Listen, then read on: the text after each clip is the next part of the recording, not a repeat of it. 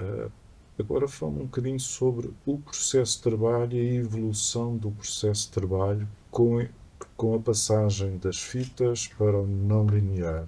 Uhum. Portanto, como é que vocês se organizam para fazer? Já percebi do início que era eles editam, vêm, editam e alguém vai escrever umas coisas no final, mas como é que a coisa evoluiu? Uh, foi importante, muito importante, a passagem para o não linear, porque nos deu uma liberdade. Foi outra história. Nasceu outra coisa, não é? Porque nós começámos a ter mão e controle completo naquilo que fazíamos, não é? Um, e, logicamente, tivemos que reorganizar também a forma como trabalhávamos. Aumentou também a equipa, Mas aumentou aí o número de pessoas. também em número de pessoas, porque também, vamos lá, nós já estávamos numa fase em que não estávamos ainda a liderar, mas havia já muita programação e havia muita vontade de ir subindo e estávamos aos poucos a subir. Portanto, havia esta pressão de vamos lá mexer com isto. E começámos a ter, tivemos em 96, 97, talvez, 97, 98, começámos a ter uma equipa maior e pronto, já tínhamos, do princípio, eu não digo ao fim, porque ainda tinha a parte de grafismo, não é? Que nós não dominávamos, mas já tínhamos uma edição de música, de edição completa, em que éramos nós que a trabalhávamos, não é? Era isto, estava feito por nós, não tínhamos que ir por ali para uma disquete lá com EDL e a pôr Mas vocês alguém. já tinham alguém, por exemplo, a fazer só a parte da pós-produção áudio? Sim, temos a pós-produção áudio é da estação, é transversal à estação, se bem que neste momento, por exemplo, as salas de edição de informação já têm, já finalizam áudio e as peças era impossível, cada peça de informação ter que ir parar a uma pós-produção áudio. Eles lá fazem promoções, fazem publicidade no sentido em que sonorizam algumas coisas de publicidade e fazem grandes reportagens e, portanto, há ali um critério de seleção de trabalhos que vão para o áudio para não e as restantes ilhas de edição já fecham a peça pronta a ir para o ar. Mas então, pronto, agora, então a nível de processo de trabalho, estava-me a dizer que a introdução do não linear alterou a forma de vocês poderem trabalhar, mas em termos práticos, em que é que isso consiste? Qual é que é agora vá lá, o normal agora? Como é que Sim, vocês fazem uma promoção? neste momento, e estamos sempre em evolução, não é? Isto é inevitável e agora então estamos mesmo em grandes evoluções.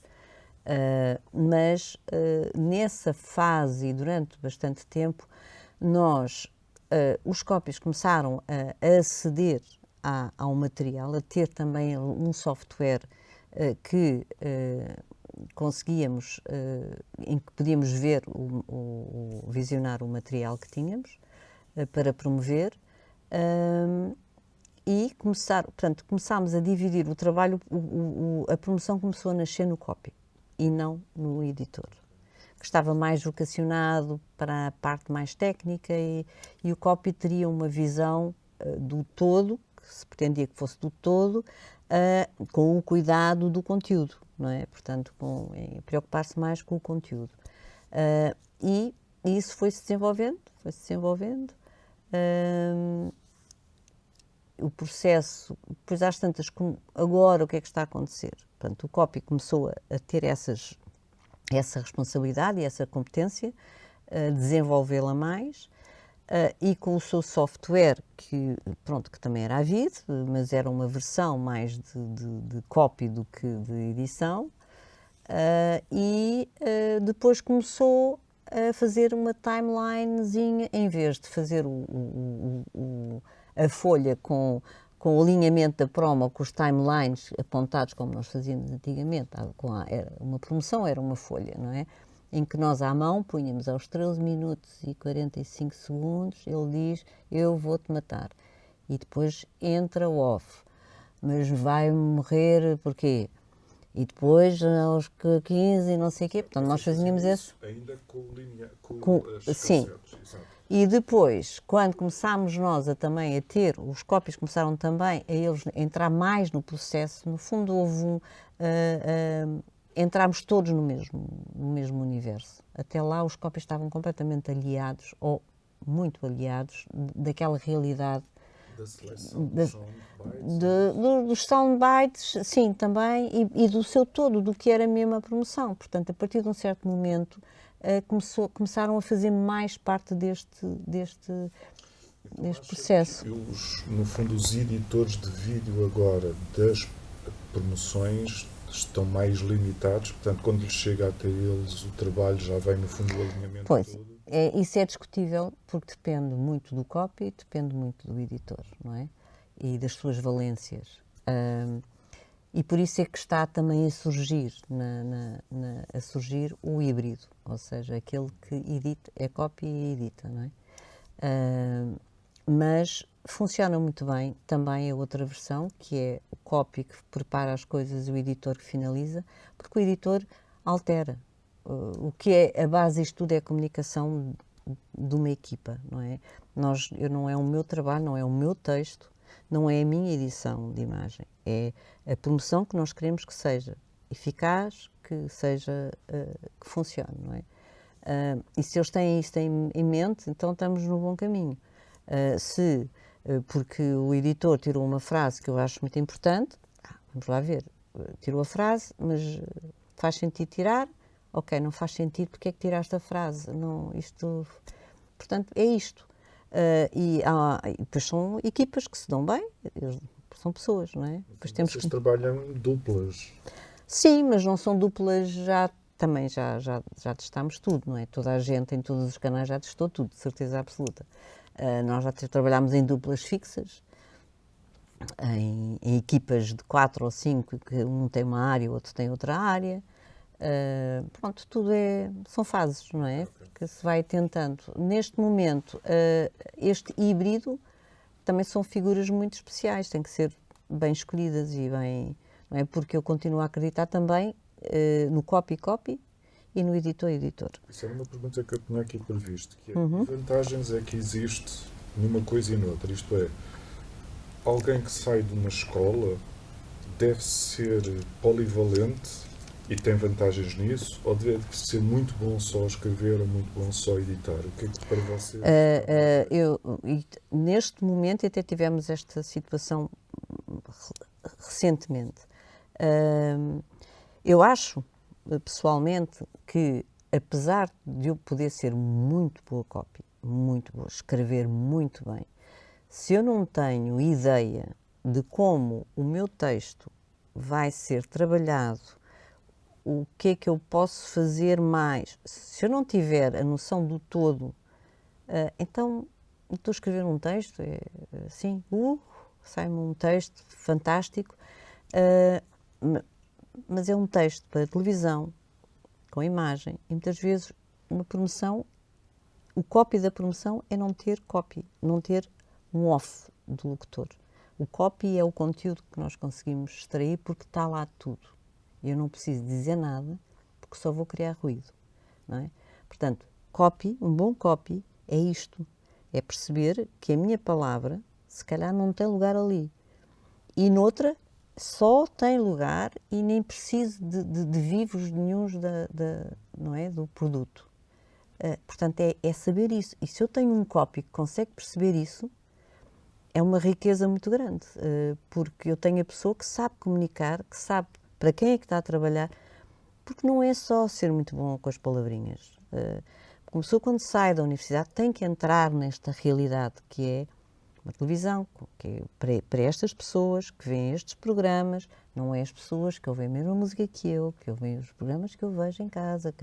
Não, eu tenho que me despir disso tudo, tenho que apreender o que está à minha volta, tenho que pôr os meus traços de personalidade ali no trabalho que eu faço, porque não me vou vender. Eu tenho traços de personalidade em cada coisa que eu escrevo ou que edito, está lá uma marca minha, não é? Mas eu tenho que me despir das minhas certezas, dos meus gostos, não é? Porque não é isso que está em causa. Isso leva a uma outra pergunta que é: se um copy e um editor não são espectadores assíduos entusiasmados de um Secret Story, têm mesmo que fazer as autopromoções do Secret Story ou vocês tentam arranjar forma de. Curiosamente, Quem gosta, faz. uma das pessoas que melhor trabalha o Secret Story não Porque vê a o Secret Story. não é no sentido daquele Sim. programa, mas é fazer a autopromoção. Sim, mas pode ser, é um bom exemplo, é um bom exemplo, porque não tem nada a ver, não tem nada a ver. É produto, é um produto, não é? E um bom editor pela-se por fazer um Secret Story, porque tem tanta matéria engraçada para fazer uma coisa divertida, ou uma coisa dramática, ou um bom editor, um bom copy, gosta de desafio, não é? Dali, e não, eu não estou a ver o programa, se eu vejo, eu não quero saber se vejo o programa, se não vejo o programa. Eu tenho aquilo ali, tenho aconteceu isto que foi delicioso. Tenho-me a falar francês, que não sabe falar francês, outra a falar inglês, e não sei. Isto é ouro para nós, é ouro, é com uma musiquinha à maneira. Se eu faço uma história com isto e digo Secret Story todos os dias na TV, não é? Um editor que tenha essa sensibilidade, pela-se, mesmo que não veja Secret Story, nunca tinha visto um reality na vida, não é? Portanto, tudo isto normalmente até, se eu não vejo Somos Portugal há anos e anos na TVI, não é? Muitas vezes nós conseguimos fazer, chegava um ponto em que aquilo era chapa 35, porque também levava um tempo para nos dizer o que era, porque tinha que ser feito assim. E faziam antes de ver o programa, não é? O programa em direto, mas até o próprio, nós fizemos coisas muito divertidas, gravações com eles e fomos para a rua e andámos nos montes com eles e fizemos coisas divertidíssimas e o editor a editar, e esse era a última coisa do programa que viria, seria o Somos Portugal. Portanto, não, é claro que se eu tenho um copy que adora o Secret Story, ou adora uma coisa qualquer, futebol, para os programas de futebol da CNN de Portugal, ou uma coisa assim do género, é fantástico, é bom, está ainda mais motivado e está, mas não é condição, não é condição. E no caso da Teresa, eu percebi que a Teresa aprendeu também a editar. O que é que isso trouxe de diferente e de novo, ou de vantagens para o trabalho? Olha, eu quando comecei, não esquecer que eu venho do meio rádio, não é? Comecei com o som, com a voz e música portanto há uma dinâmica que eu já tenho, que apesar de ali começar por escrever textos, mas eu tinha sempre esta musicalidade e este ritmo que vem com a rádio. E às tantas, quando eu tenho um desafio pela frente, imagino um programa que vai estrear, que eu já tenho essa imagem, porque podemos ter o caso em que não temos imagem nenhuma, e é um processo, ou temos a matéria em bruto e que nós temos que criar uma ideia para vender aquele programa, aquele evento. Eu começava a ter uma ideia de, ok, o que é que pode funcionar, e retirava, colocava numa timeline, começava a colocar aquelas imagens e os vivos do próprio programa que eu achava que eram fortes, não é? E era uma coisa que podia ter 3 minutos, como 10 ou 15 minutos. Mas depois eu começava a imaginar o produto final, não é? A pessoa começa a ter uma ideia do produto final. Uma ordem. Pronto, e então começa a pensar, ok, mas isto precisa de um ambiente, e então começava a procurar músicas em bancos de música que nós temos, Universal, e começava a criar um ambiente para aquilo, uma música ou dois momentos diferentes, um mais emocional e depois uma mais batida, pronto, começava a imaginar, e às tantas tinha ali, editava a música nos tempos que eu queria, para o tempo que eu queria, pronto, e já tinha ali uma música, não é? E muitas vezes a ideia para a promoção surge da própria música. Porque tem ali uns breaks que funcionam muito bem. Epá, eu aqui neste break se calhar tenho que arranjar uma frase que funcione muito bem para depois arrancar esta parte que é mais cómica ou mais não sei. Portanto, muitas vezes, ou então é o contrário. Havia uma imagem, por exemplo, o exemplo do Festa é Festa, que era uma novela com bastante sucesso. E aquilo é uma comédia física, com muita coisa ali a acontecer. E podia haver ali uma situação que era hilariante e que era aquela situação que me dava a ideia para a promoção. Então, ok, eu começava com uma imagem só, não é? E depois ia buscar a música que encaixasse o momento que eu quero naquela situação que eu quero destacar, não é? Ou é uma frase. Portanto, a promoção pode nascer de várias coisas, de uma palavra que eu escrevo, de um vivo que existe, de uma imagem muito forte ou só da música. Mas a Não é? Teresa já está a falar como uma editora. Agora a minha dúvida é, antes de ter as mãos na massa e de selecionar e de Era a organizar, necessidade de ver o todo, de controlar o todo, ou de gostar de... Eu também sempre acompanhei muito o próprio editor. Quando eu não editava, eu acompanhava muito o editor e dava-lhe, depende do que era, se era uma coisa, uma promoção quase diária daquelas de novela e não sei o quê, não, confiava e tinha, pronto, completamente, porque eles são bons, não.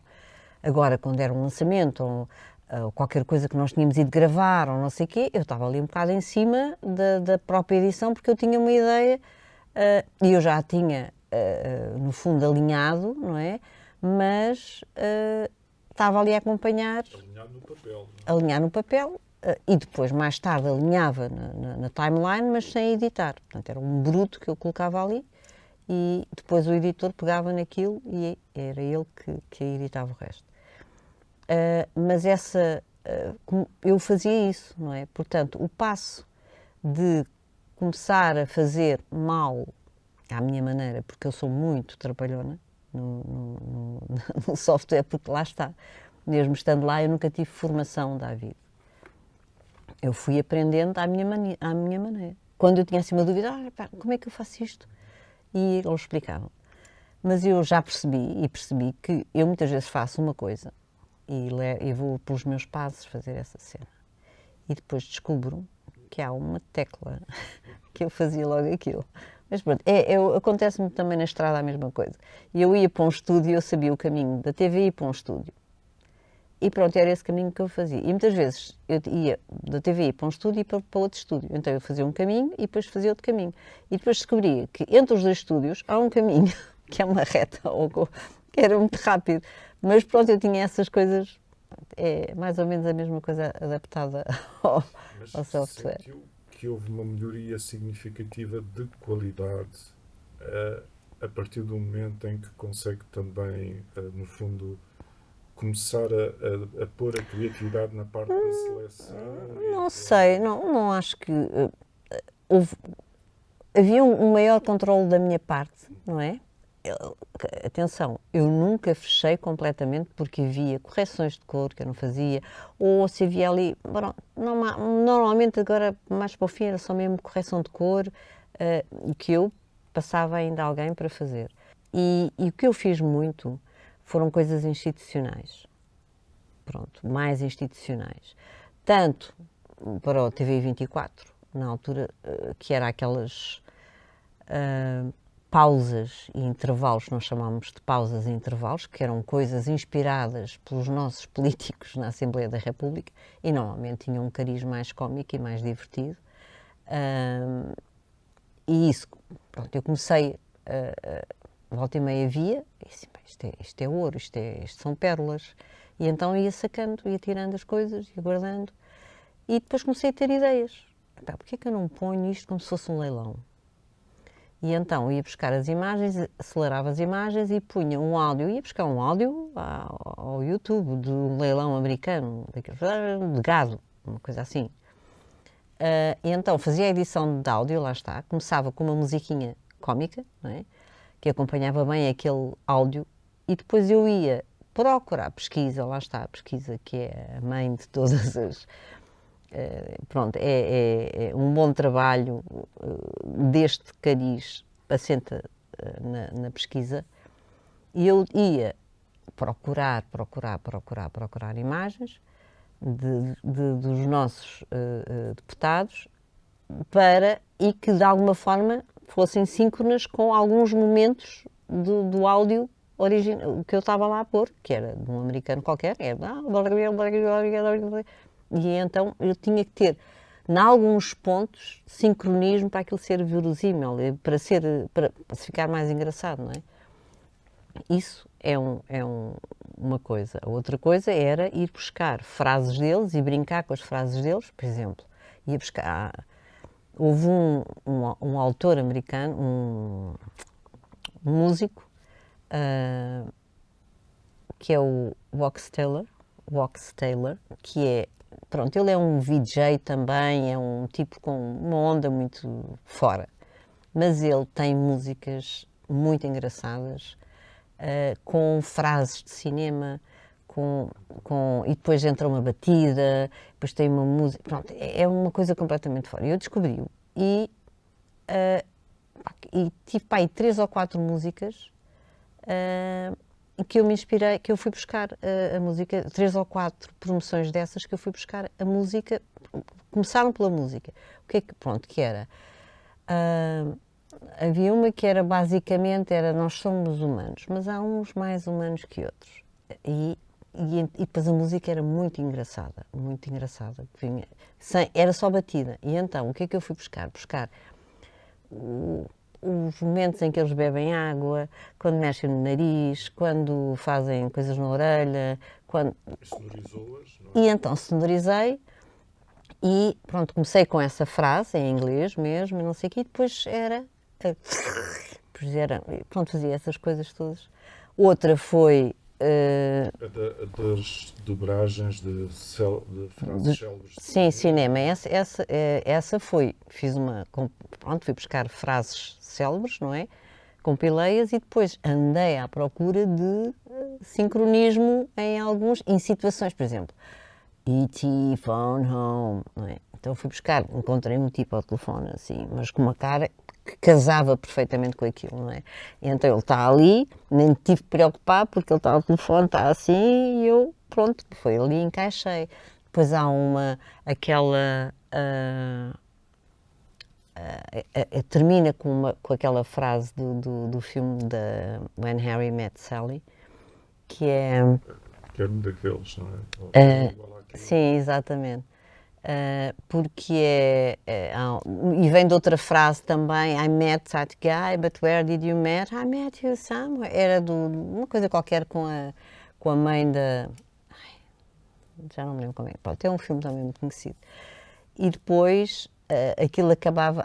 eu não sou... Era daquela do coelho, que era meio Jessica Rabbit. Havia uma frase, a frase que é I'm just drawn that way. Ela diz não sei o quê, you're not não sei o quê, I'm just drawn that way. E depois a outra, que por acaso foi a Catarina do Bloco de Esquerda, que diz, eu quero o que ela está a dizer, I want to.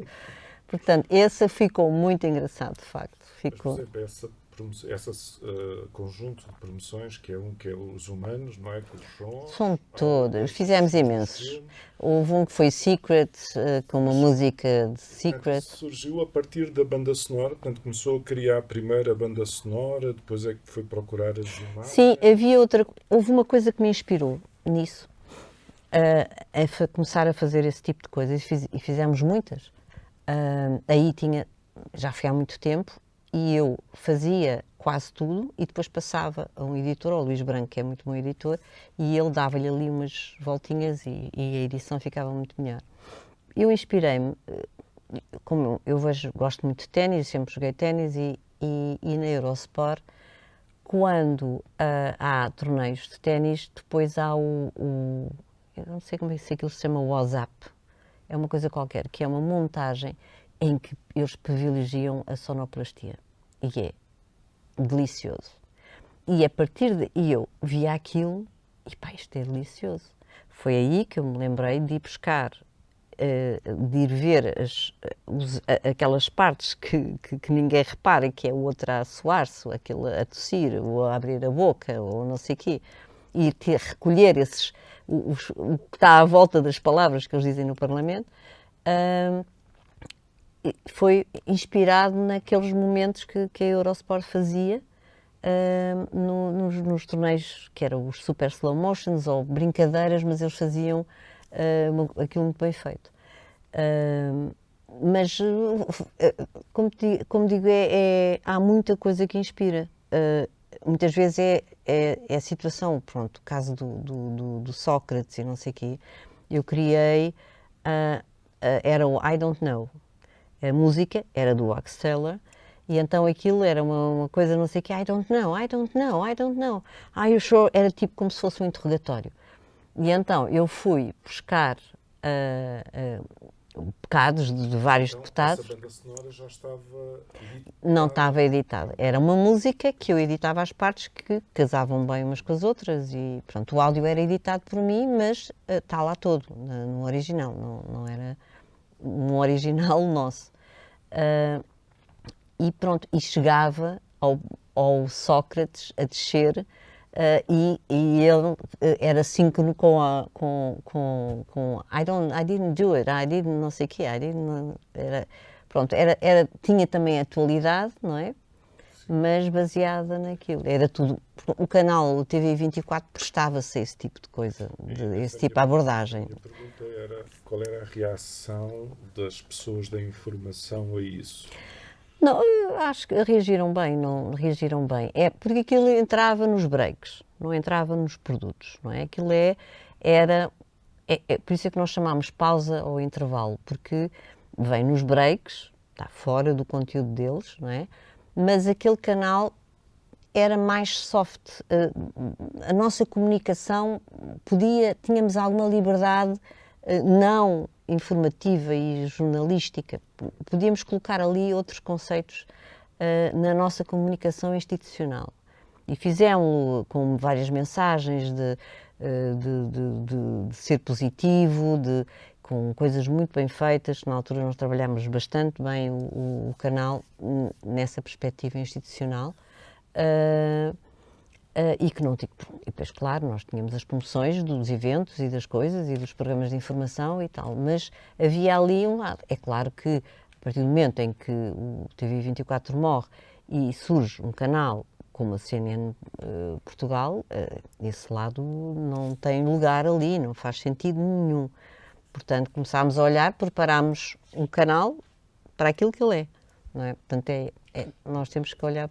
No caso da CNN, vocês tiveram algumas diretivas para as autopromoções do canal. Portanto, eu vi as do lançamento, com imagens americanas, de grandes acontecimentos da América, não é? Portanto, sim. Teve alguma diretiva deles, da Casa Não, Mãe? não, Ou não, vocês não, continuam com não. liberdade? Nós tivemos liberdade para isso, querendo, e uma vez que a marca ia surgir em Portugal, respeitar e preservar a origem do canal, não é? E por isso também trazer a história do que é a CNN para que toda a gente percebesse, e mesmo as pessoas que não estavam tão familiarizadas com o canal, percebessem que é um canal de referência de informação internacional, vai ter lugar aqui. Portanto, isto tudo aconteceu, isto tudo, não é? Os momentos mais importantes foram noticiados por este canal, é uma referência internacional e agora está em Portugal. Portanto, essa era a nossa, não tendo nada para mostrar, não é? Foi uma das abordagens que tivemos. E depois, claro, que usámos o diretor do canal e usámos antes de ter um outro conceito. A parte da edição liga-se agora com outra coisa, que é a formação. Isto é, dentro da empresa, quer na RTP, quer na TVI, eles deram-se ao trabalho de dar-vos formação naquilo que vocês faziam? Sim, é assim, nós temos, e a empresa tem, isso faz parte dos protocolos, que acho que obrigatórios mesmo, que é o colaborador tem a possibilidade de ter formação, uma série de cursos disponíveis, ele na sua avaliação põe, quer ser ou o próprio ou o responsável, diz ele precisa de formação, ele não precisa de formação. Mas, por exemplo, agora, se houver uma alteração de software, imagina que se muda do Avid para o Premiere ou uma coisa assim do género, haverá uma pessoa que vem de fora dar formação a toda a gente para que a coisa, para eles estarem... Mas tirando essas coisas muito técnicas e operacionais, eu estou a falar mesmo na parte, falar da criatividade a nível publicitário, portanto vocês participaram em workshops ou informações sobre... Não. O que nós fizemos, por exemplo, eu fui, havia conferências muito famosas que entretanto deixaram de existir, da Promax and BDA, que é uma empresa americana de promoções, marketing e design. E todos os anos faziam várias conferências, a mais conhecida seria a americana, depois entretanto começaram a fazer várias americanas, no verão, no inverno, no raio que eu paro, e depois começaram também com as europeias, e eu cheguei a ir como chefe do departamento, ainda fui para aí a umas 5, tanto nos Estados Unidos como depois também na Europa fui a uma, e no fundo o que eu fazia lá, bebia, não fui a única a ir, depois também foram outras pessoas, mas estou a falar dos anos em que eu fui, bebia muito do que via, e que, porque aquilo depois eram também prémios, faziam a entrega de prémios, mas havia uma data de conferências, que havia uma que eu adorava sempre ir, que era Champagne Spots on a Beer Budget. Né? E eu sempre, pronto, era a nossa realidade, não podia, eu estava sempre a ver aquilo, porque nós não temos dinheiro, temos de fazer uma coisa muito bonita, mas ao preço da chuva, não é? Portanto, eu ia sempre ver, ia sempre a essa conferência. Mas, portanto, então a empresa patrocinou-vos... Patrocinou, sim. Acompanhamento? Sim, e foram várias pessoas da equipa. Agora, pronto, deixaram pelo menos, de funcionar como funcionavam antes. A propósito de orçamentos, como é que vocês gerem o vosso orçamento para aquelas promoções que implicam gravações, rodagens? Isso existe? Tem um orçamento próprio? Tem que fazer pedinchar? Não. Como é que a coisa funciona? Não, nós prevemos sempre no orçamento, e não sou eu que o faço, como é óbvio, mas prevemos sempre no orçamento a gravação de campanhas de lançamentos de novela, de programas, mas muitas vezes até conseguimos arranjar, porque também depende do timing. De repente, uma coisa que era para estrear em julho, de repente vai estrear em abril, e não temos tempo porque, entretanto, é preciso pôr no ar já e não sei o quê. Portanto, muitas vezes até damos a volta e acabamos aquilo que nós íamos fazer com os atores e com os não sei o quê, acabou por cair por terra e fazemos uma outra coisa qualquer, damos a volta e conseguimos pôr no ar e é eficaz e pronto, acabamos por não gastar dinheiro. Mas gastamos dinheiro o que for preciso para... E isso está em orçamento. Tem mesmo um orçamento que vocês podem gerir? Ou sim. Quando fazem essas coisas externas, trabalham também com os técnicos da TVI ou vão buscar os diretores de fotografia, os operadores de som? Sim, normalmente vamos buscar operadores de câmara, realizadores, mas serão bons operadores de câmara. Vamos buscar som quando precisamos, mas basicamente a estrutura é nossa, a ideia é nossa, está escrita por nós, normalmente é o editor que vai realizar, o editor que depois vai editar aquilo que vai realizar, e pronto, o trabalho faz-se assim. Alguma vez aconteceu vocês pedirem mesmo a empresas externas de publicidade para fazerem promoções a programas da TVI? Sim, neste momento, e quando surgiu há pouco tempo o canal V+, pusemos mesmo em outsourcing porque era impossível. Nós temos o controle do que está a ser feito, não é? Mas é uma produtora que está a fazer as promoções do V+. Mas dentro da TVI? Não, na própria produtora. Ok, ok. Mas tirando esse caso, portanto, não há situações de Não. programas especiais em que tenham tido feito? Não, o que nós fazemos muitas vezes é, porque queremos também puxar pelas próprias produtoras, na CNN de Portugal há muitos programinhas pequenininhos, daqueles de 15 minutos, e um é de habitação, outro é de não sei o quê, outro é de cozinha, outro é de... Pronto, são pequenas coisas que são,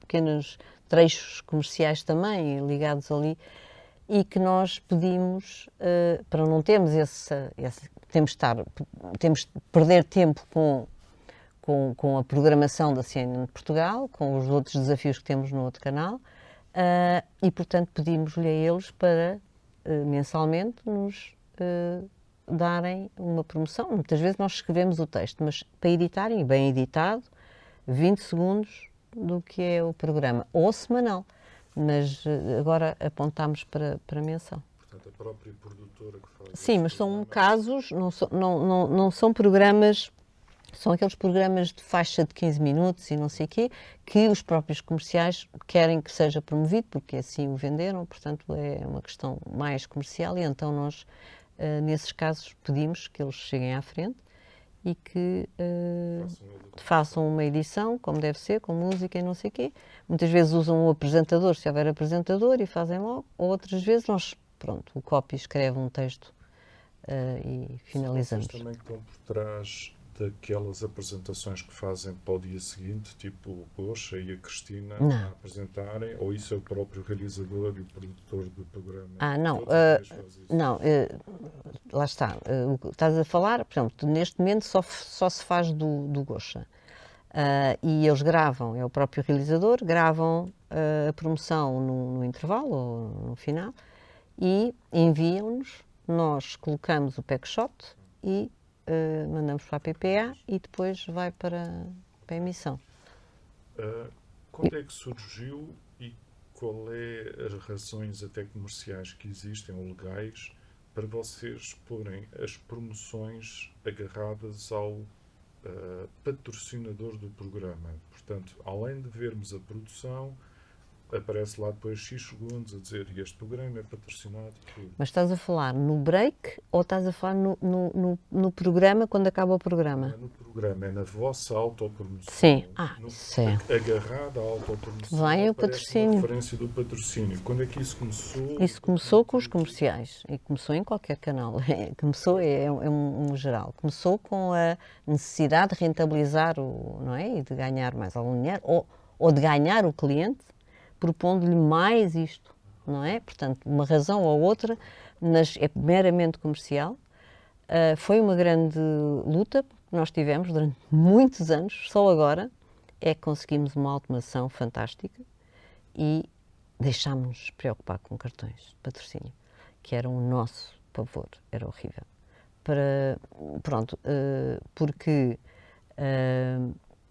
um erro nosso, e que muitas vezes acontecia, não é? Porque o editor não foi à pasta buscar a última versão do patrocínio desse programa e o terceiro patrocínio tinha mudado e não era o primeiro, então o editor fez malas, foi buscar o do dia anterior e entretanto tinha mudado, põe isso, vai para o ar, o cliente vê que não está lá o dele e pronto, e é dinheiro.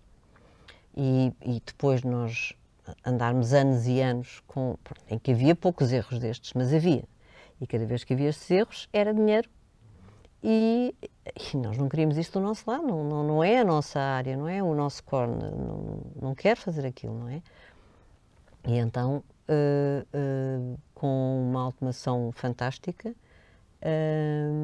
conseguimos linkar as coisas todas com o Gmedia, que é o software transversal da estação, e preocupamos-nos com o princípio, fim da promoção. Acaba a promoção. Entra por magia, não queremos saber. Mas a razão é meramente comercial. Mas, portanto, foi então uma proposta dos comerciais ao venderem publicidade de uma determinada empresa, dizer a gente também vai colar às promoções. Tentam, não é? Portanto, o cliente quer ter o máximo de exposição possível, não é? E eles querem ter o máximo de dinheiro possível para subsistir como televisão privada, não é? Porque muito duro, muito duro, não é? Uma coisa é a criação de autopromoção, outra coisa depois é o calendário e o horário em que ela é exibida. Vocês não têm nada a ver com os sítios onde aquilo aparece. Neste momento já temos, mas é uma coisa mais ou menos recente, se bem que não tínhamos nunca a certeza absoluta, porque a emissão corrida é uma coisa que acontece no momento. E, face à concorrência, não é? Se for preciso sair mais cedo, se for preciso cortar qualquer coisa para entrar mais cedo, não se vai cortar publicidade, não é? Então corta-se uma promoção porque tem que entrar mais cedo, porque a concorrência entrou, então nós temos que entrar. Isto é um jogo que nunca é perfeito, não é? Mas estamos, precisamente por isso, estamos agora mais em cima para ter maior controle sobre quando e se o plano que nós temos, se o planeamento que nós temos é cumprido ou não. E fazemos uma coisa mais realista, mas para ter a certeza que as promoções vão quando queremos e... Existe alguma razão para nestes breaks publicitários arrancarem com uma autopromoção e geralmente também terminarem com uma autopromoção? Tem alguma lógica isso? Tem. Uma pessoa deixa, quando vai para break, ainda vê qualquer coisa antes de mudar de canal porque vai para a publicidade. Pelo menos que conseguimos ganhar esse bocadinho. E normalmente é com um separador de publicidade, que tem que ser muito pequenino. Um separador que tem uma menção publicitária e vai logo para a publicidade. É como se fosse um separador de publicidade. Não é? É um separador de publicidade, não é? Mas aproveitamos e colocamos conteúdo ali, não é? Conteúdo que tem 5 segundos. Mas por ser o mais caro e o mais visto... Não se pode colar conteúdo a publicidade. Tem que haver um separador, não é? Que tem que ter pelo menos 3 segundos. Não é? Nós pomos tipo 6 segundos, 7 e colocamos num espaço que só dizia publicidade, dizemos amanhã estreia isto, publicidade, e vem a publicidade. Pelo menos que a primeira imagem que se tem, ou a primeira, seja conteúdo nosso, e depois vai para a obrigação comercial. Portanto, no fundo estão a aproveitar uma... Sim, estamos a rentabilizar uma necessidade real. Sempre foi assim? Não, foi gradual. Todos nós, tanto a RTP, mais a SIC que nós. Porque temos mais a urgência de captar as pessoas e captar, sentimos mais essa necessidade. Não é?